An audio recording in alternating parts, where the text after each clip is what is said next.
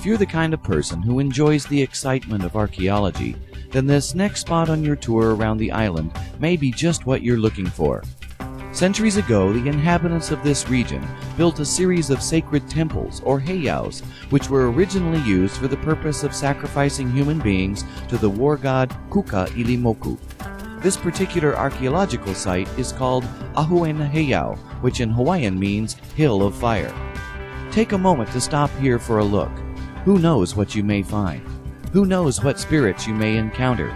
In any event, as you take the time to examine the reconstructed grounds of this particular heiau, keep in mind that to this very day these are places of sanctity and solace for many of the native Hawaiians. As with all such places, remember to respect this setting, as well as not removing anything whatsoever from the site. Meanwhile, as you ponder in your minds just what it is you're looking at, consider a little history. An ancient heiau, or sacred temple, has existed on this spot since at least the first millennium, and at the time of Kamehameha's rise to power was occupied by the ruins of a 15th century Luakini heiau, a site of human sacrifice dedicated to the war god Kuka'ilimoku. In 1812, King Kamehameha I ordered the heiau enlarged and rebuilt. He spent his life from then until his death in 1819, ruling his kingdom from this spot. Kamehameha I had the temple rededicated as Ahu'ena Heiau, or Hill of Fire, a temple of peace and prosperity dedicated to the fertility god Lono. The entire beach and 4-acre adjacent parcel of land was surrounded by a massive crescent-shaped stone wall.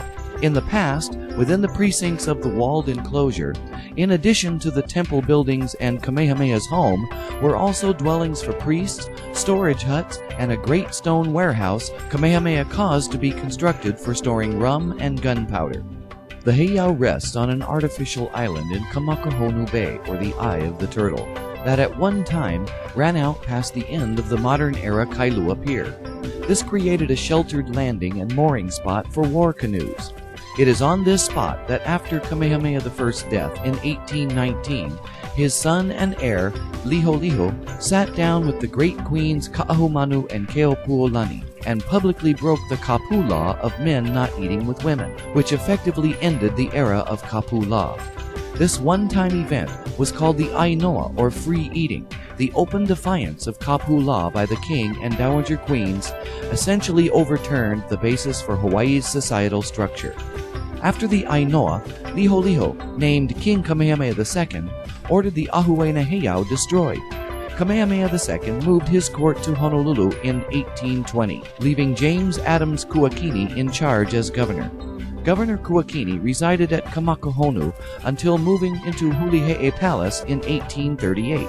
A large fort with 14-foot-thick walls standing 20 feet high was constructed. The fort was a prominent feature and boasted a battery of 18 32-pound cannons. This fortress was nicknamed the Rock, and the appellation is still applied to Hawaii Island in general by residents today.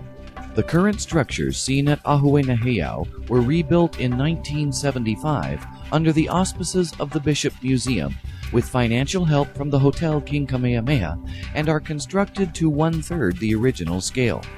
On the present grounds of the reconstructed temple, the tallest structure is the Anu'u, the Oracle Tower, where priests in deep trance would communicate with the gods.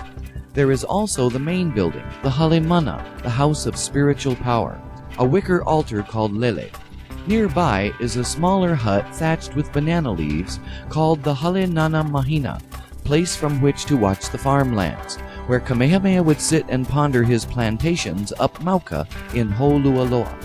Throughout the temple complex are several kia'akua, temple image posts, that are carved in distinctive Kona style considered by many to be the finest in Polynesia.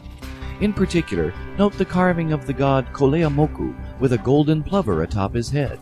It is held in the Hawaiian oral tradition that a golden plover guided the first Polynesians to Hawaii. It is known by modern ornithologists that golden plovers annually migrate between French Polynesia and Alaska via the Hawaiian Islands, so there may perhaps be a grain of truth to this legend.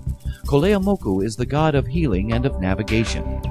unknown to even most local longtime residents, sandwiched in between the Heiau and the King Kamehameha Beach Resort parking lots and the Kona Wastewater Treatment Plant, are a series of overgrown freshwater lakes. In the early days of Kailua Town, these ponds provided a source of fresh water for drinking as well as abundant fish. Today, for those in the know, they still provide bait fish and crawfish.